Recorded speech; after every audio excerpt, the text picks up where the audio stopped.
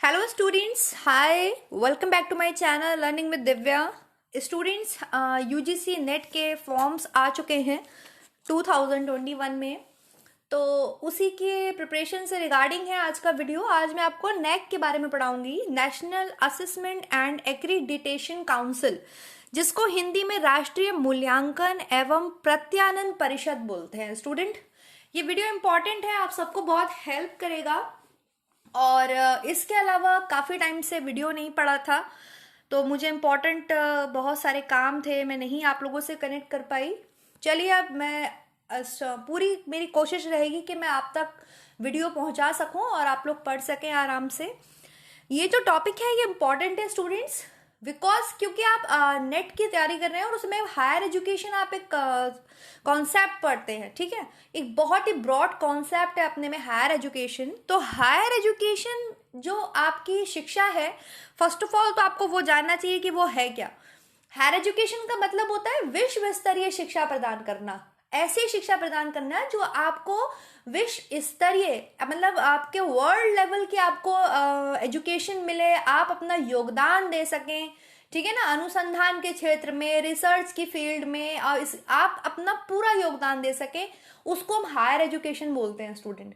तो higher education हमारे देश की कैसी होनी चाहिए, उसकी क्वालिटी कैसी होनी चाहिए, उसमें क्या क्या क्राइटेरियाज होने चाहिए, वो अच्छे चल रहे हैं या नहीं चल रहे हैं, ये सब जो क्वालिटी इंप्रूवमेंट करने का जो काम होता है हायर एजुकेशन, जो आपके यूनिवर्सिटीज हैं और जो कॉलेजेस हैं जो हायर एजुकेशन प्रोवाइड कर रहे हैं, उनकी क्वालिटीज को जांचने का काम जो है वो आपके नैक करता है स्टूडेंट्स। इसको national assessment and accreditation council बोलते हैं। ये बहुत इंपॉर्टेंट भूमिका करता है, प्रदान करता है स्टूडेंट्स। ये जो नैक है ये क्वालिटी को जांचने का काम करता है कि कोई भी यूनिवर्सिटीज जो उसके ऑब्जेक्टिव्स हैं, जो उसके उद्देश्य हैं, उसको कितना हद तक कंप्लीट कर रहे हैं, किस लेवल पे पूरा कर रहे हैं, वो ये देखता है जो नैक संस्थान है, ठीक है।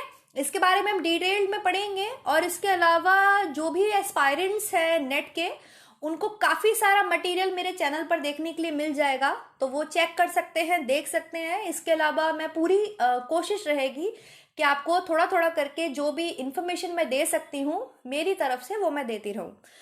तो नैक के बारे में आपको इतना समझ में आया कि ये क्या है। चलिए अब आगे और डिटेल्ड स्टडी कर लेते हैं इसकी। NAAC is an autonomous institution established by the UGC 1994। आपको पता है यूजीसी की स्थापना कब हुई है? यूजीसी की स्थापना आपके 1953 में सबसे पहले इसकी बात करी थी मौलाना अबुल कलाम आजाद ने, जो उस समय वर्तमान के शिक्षा मंत्री थे। इसके बाद 56 में उसकी नींव रखी थी, 53 में उन्होंने यूजीसी की। और जब आपके विश्वविद्यालय शिक्षा आयोग आया था 52 में, फिर 53 में आप इसकी बात करी गई थी, नींव रखी गई थी। दैन 56 में जाकर के जो है यूजीसी को आपके संसद में पेश किया गया था और वहां पर इसको एक ऑटोनोमस बॉडी बना दिया गया था यूजीसी को, जो कि क्या है, विश्वविद्यालय अनुदान आयोग है, जो क्या करता है, आपके जितनी भी यूनिवर्सिटीज हैं उनको ग्रांट प्रोवाइड करता है, नई यूनिवर्सिटीज को एस्टैब्लिश करता है, यूनिवर्सिटीज के जितने भी रोल्स एंड ऑब्जेक्टिव्स होते हैं या जितने भी आपके कॉन्फ्लिक्ट्स होते हैं वो सब ये देखता जांचता है, ठीक है। तो यूजीसी एक बहुत ब्रॉड आपकी संस्था है, आपको पता ही है, आप जानते ही हैं, और इसके बारे में मैं ब्रॉड पढ़ा भी दूंगी आपको अच्छे से मेरे चैनल पर। तो जो नैक है, जो आपकी ये नैक संस्थान है, इसकी स्थापना यूजीसी के द्वारा की गई थी 1994 में, ठीक है। किसके द्वारा की गई थी? यूजीसी के द्वारा 1994 में की गई थी। और इसका ऑब्जेक्टिव क्या है students? Improve the quality of education. किसकी क्वालिटी को इंप्रूव करना? हायर एजुकेशन की क्वालिटी को इंप्रूव करना, क्योंकि हायर एजुकेशन ऐसी होनी चाहिए जिसमें स्टूडेंट्स क्या कर सकें, अपना एक बहुत ही इंपॉर्टेंट योगदान दे सकें। किसकी उन्नति के लिए? देश की उन्नति के लिए, ठीक है, राष्ट्र की उन्नति के लिए, पर्सनालिटी को इम्प्रूव करने के लिए, रिसर्च को इम्प्रूव करने के लिए।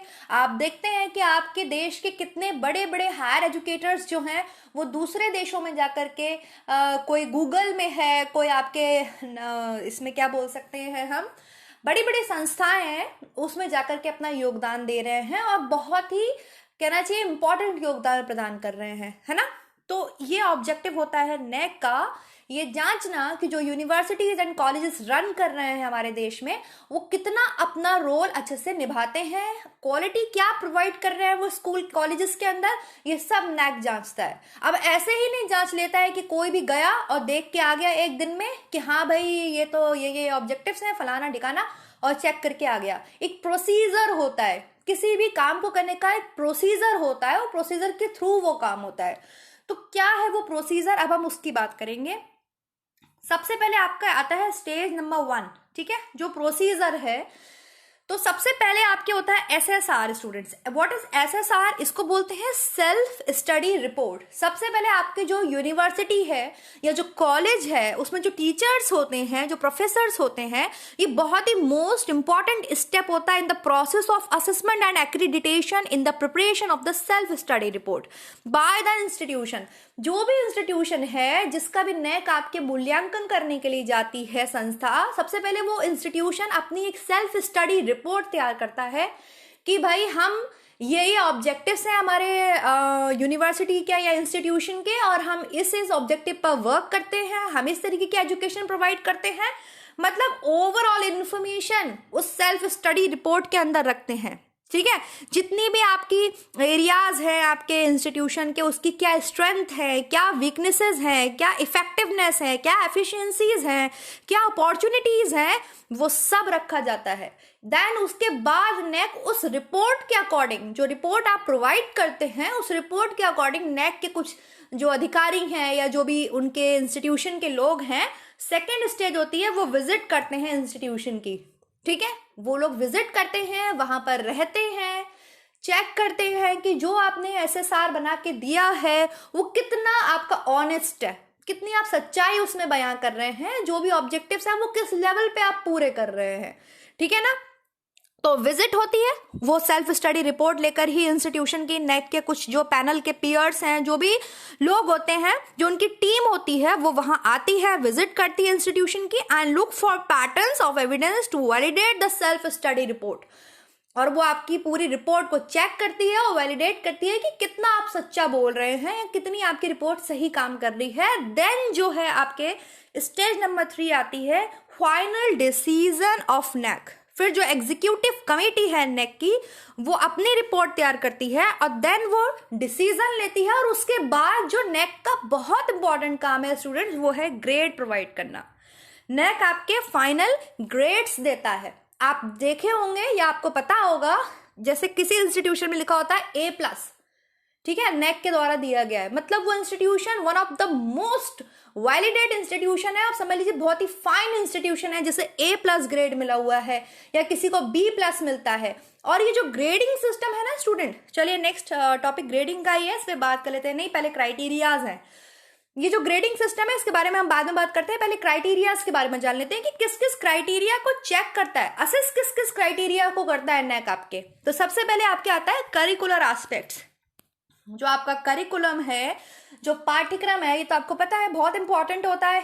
किसी भी टीचिंग लर्निंग प्रोसेस में आपके स्टूडेंट्स होते हैं, एक तरफ आपके इंस्ट्रक्शंस या आप टीचर्स बोल सकते हैं, देन आपके थर्ड नंबर पे कौन होता है, करिकुलम होता है, जो कि मोस्ट इंपॉर्टेंट है। इन तीनों के बिना एजुकेशन तो है ही नहीं। तो क्या करिकुलर एस्पेक्ट्स हैं आपके, ठीक है, क्या आपके मिशंस हैं, कितने वो रेलिवेंट हैं, जो आपके प्रोग्राम आप ऑफर कर रहे हैं, आपके कॉलेज में जो प्रोग्राम चल रहे हैं, जो यूनिवर्सिटीज आपको ऑफर कर रही है, वो कितने रेलिवेंट है, ये सब इसको चेक करता है नेक, ठीक है। सेकंड क्या है आपके teaching learning and evaluation. Teaching learning process क्या है, कौन से आप मेथड्स को यूज कर रहे हैं, किस मेथड के थ्रू इंफॉर्मेशन दे रहे हैं बच्चों को, ये चेक किया जाता है, ठीक। नेक्स्ट क्या है आपके रिसर्च कंसल्टेंसी एंड एक्सटेंशन। किस टाइप का रिसर्च शोध आपकी इंस्टीट्यूशन में चल रहा है, डिजर्टेशन वर्क कैसा आप प्रोवाइड कर रहे हैं बच्चों को, मतलब बहुत सारी चीजें, ठीक है ना। ये भी सब वो इवैल्यूएट करता है, चेक करता है। और ये सारे इंपॉर्टेंट पॉइंट्स हैं स्टूडेंट्स, ये ऐसे ही लिखे हुए नहीं है, बहुत सारी इंफॉर्मेशन को मैंने कलेक्ट करके ये टॉपिक आपके सामने में लेकर के आई हूँ, ठीक है। तो संभल के समझ के पढ़िए आप।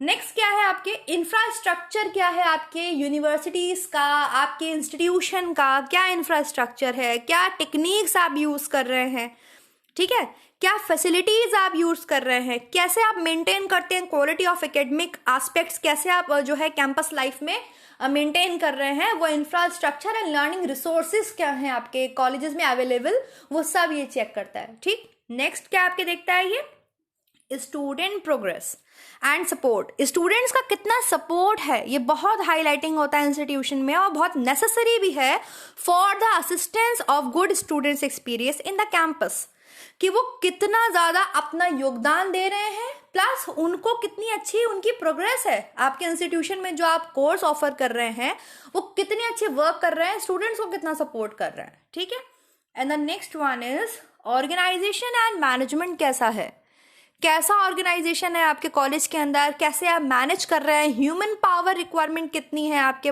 ट्रेनिंग कैसी दी जा रही है। ठीक है, प्लानिंग क्या है, मास्टर ऑफ प्लानिंग क्या है, फिनांस मैनेजमेंट कैसा है, ये सब नैक के द्वारा चेक किया जाता है।